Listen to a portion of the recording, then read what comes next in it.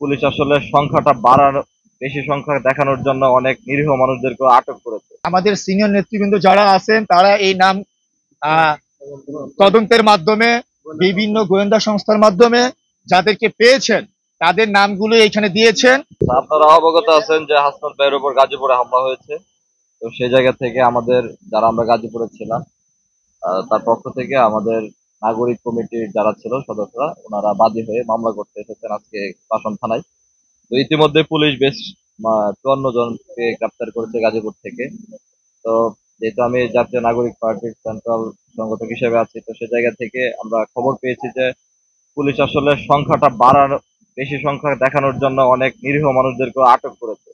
তো সেই রকম একটা খবর পেয়ে আমি মূলত আজকে বাসন থানায় এসেছি, যে এখানে আমাদের গাজীপুরে নিরীহ কোনো মানুষ শিকার হচ্ছে কিনা, যে তাদেরকে আটক করা হচ্ছে। তো এই ব্যাপারগুলো, এই কনসার্ন গুলো আমরা পুলিশের কাছে জানিয়েছি এবং একই সাথে পুলিশ কমিশনারকে এই বিষয়গুলো অবহিত করেছি, যাতে একটা ঘটনাকে কেন্দ্র করে আমরা চাচ্ছি যে হামলাকারীরা, যারা হামলার সাথে জড়িত ছিল, তাদের প্রত্যেকের বিচার হোক।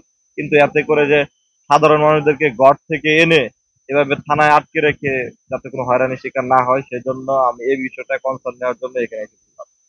আমাদের গাজীপুরের বেশ কিছু জায়গা থেকে আমি এরকম খবর পাচ্ছি যে সাধারণ মানুষদেরকে আটক করা হচ্ছে উইদাউট এভিডেন্স ছাড়া এবং সন্দেহভাজন, জাস্ট এইটুকুই।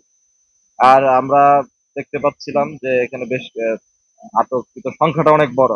তো এটা খুব ভালো যে আটক হচ্ছে, কিন্তু কারা আটক হচ্ছে এটা আমরা চাই, যে মানে শুধু সংখ্যা, অনেক সংখ্যা দেখালো কিন্তু তারা যদি জড়িত না থাকে, সেটা প্রকৃত অপরাধীরা যাতে ছাড় না পাওয়া যায়। আপনারা জানেন এর আগে 7 তারিখের ঘটনাকে কেন্দ্র করে দেখা যাচ্ছে গাজীপুরের আশেপাশের যত থানা আছে সব থানার কয়েদি সদর থানায় এনে বিশাল সংখ্যা দেখানো হয়েছে, কিন্তু ওই থানার আসামিরা কিন্তু এখনো, ওই যে যারা রিয়েল আসামি ছিল তারা কিন্তু এখনো গ্রেপ্তার হয়নি।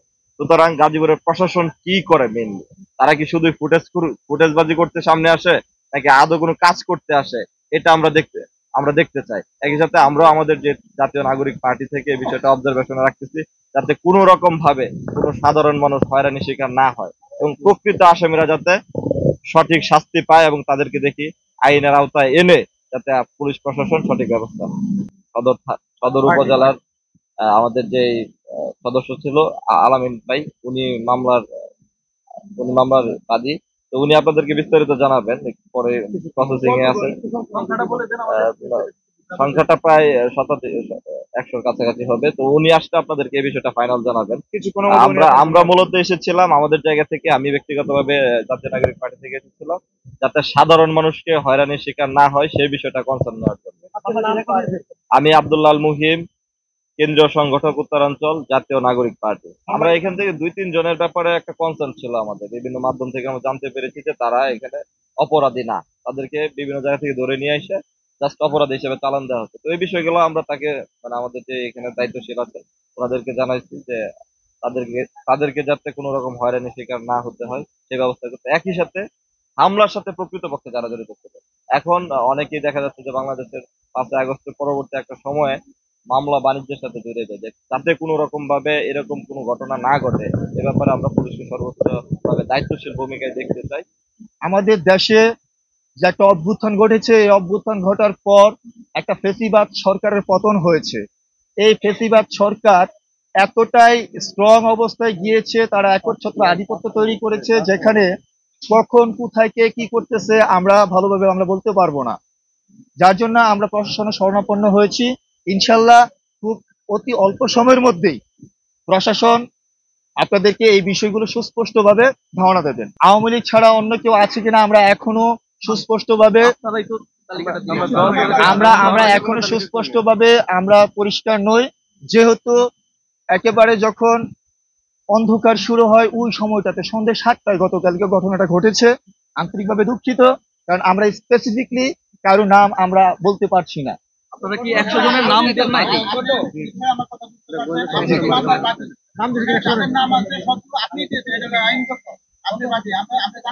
আমরা আমি আমি এনসিপির একজন কর্মী হিসাবে, এনসিপির একজন বলিষ্ঠ নেতৃত্বের প্রতিনিধি হিসাবে, গাজীপুরের প্রতিনিধি হিসাবে আজকে হাসনাত ভাইয়ের অনুপস্থিতিতে যখন সেন্ট্রাল থেকে, কেন্দ্রীয় পর্যায় থেকে আমাদের দলীয় সিদ্ধান্ত উপনীত হয় যে এই দায়িত্বটা আমাদের এনসিপির একজন নেতাকে গ্রহণ করতে হবে, এবং আমার উপর দায়িত্বটা অর্পণ করা হয়। আমি চেষ্টা করছি আমি যেন আমার দায়িত্বটুকু পরিপূর্ণভাবে কমপ্লিট করতে পারি, যেন এই ক্ষেত্রে কোনো ভিকটিম অর্থাৎ কোনো নিরপরাধ ব্যক্তি যেন এর মধ্যে প্রভাবিত না হয়। আমরা এখনো পর্যন্ত ধরে নিচ্ছি যে সবাই অজ্ঞাত, আর এর মধ্যে পুলিশ প্রশাসন আমাদেরকে 48 ঘন্টার মধ্যেই বলেছেন যে ওনারা আমাদেরকে একটা বিষয় সুস্পষ্ট করবেন যে কারা এর সাথে জড়িত ছিল। মোটরসাইকেলে যারা ছিল তাদের কি শনাক্ত করতে পারছেন কিনা? মোটরসাইকেলে যারা ছিল। আমরা শনাক্ত পুলিশ করবে। 100 জন এটা কি নাম আপনারা দিচ্ছেন? 100 জনের নাম দিচ্ছেন নাকি 100 জন অজ্ঞাতনামা? কোনটা একটু clear করেন। গতকালকে যারা অ্যারেস্ট হয়েছে তাদের সহ কেন্দ্রীয় পর্যায় থেকে আমাদের সিনিয়র নেতৃবৃন্দ যারা আছেন তারা এই নাম আহ, তদন্তের মাধ্যমে বিভিন্ন গোয়েন্দা সংস্থার মাধ্যমে যাদেরকে পেয়েছেন তাদের নামগুলো এখানে দিয়েছেন। আমি এতটুকুই সুস্পষ্ট। গতকালকে সন্ধ্যায় যখন ঘটনা ঘটেছে আনুমানিক সময় আহ 7টার মতো বাজে, তখন কিছুটা অন্ধকার ছিল। আমরা কেউ ভালোভাবে বুঝতে পারিনি অ্যাকচুয়ালি কারা আমার নেতার উপর হামলা করেছে। নেতা যেহেতু অসুস্থ, উনি বিশ্রামে আছেন, আমরা আমাদের গাজীপুরের পক্ষ থেকে কেন্দ্রীয় নির্দেশনা মেনে আমরা এই মামলাটা রুজু করতে আজকে এই বাসন থানায় আমরা সবাই উপস্থিত হয়েছি। কতজন সংখ্যা কত?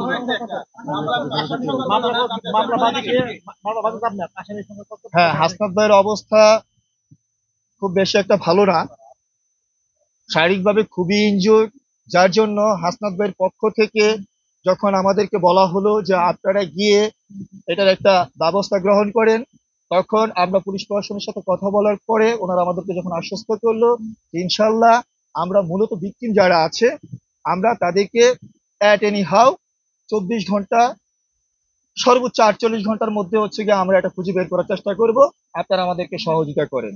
সেই সুবাদে গতকাল থেকে এ পর্যন্ত বেশ কিছু লোকজনকে বিভিন্ন জায়গা থেকে বিভিন্ন আহ, অঞ্চল থেকে বিভিন্ন প্লেসমেন্ট থেকে তুলে নিয়েছে প্রশাসন, তাদেরকে জিজ্ঞাসাবাদ করতেছে। সেই জিজ্ঞাসাবাদের প্রেক্ষিতে এখন পর্যন্ত আমাদের মামলা রিজুর সংখ্যা দাঁড়িয়েছে 100। বাদ বাকি যারা আছে সন্দেহভাজন, প্রশাসন তার জন্য উদ্গ্রীব আছেন, ওনারাই ব্যবস্থা নেবেন, আমরা তাদেরকে সর্বাত্মক সহযোগিতা করব। এনসিবির মুখ্য সমন্বয়ক হাসনাত আব্দুল্লাহর উপর হামলা হয়েছে। সেই হামলাকে কেন্দ্র করে মেট্রোপলিটন বাসন থানায় একটি মামলা রুজু করা হয়েছে। মামলায় জড়িতদের গ্রেপ্তারের প্রচেষ্টা অব্যাহত আছে। জড়িতদের দ্রুত সময়ের মধ্যে গ্রেপ্তার করা হবে ইনশাল্লাহ।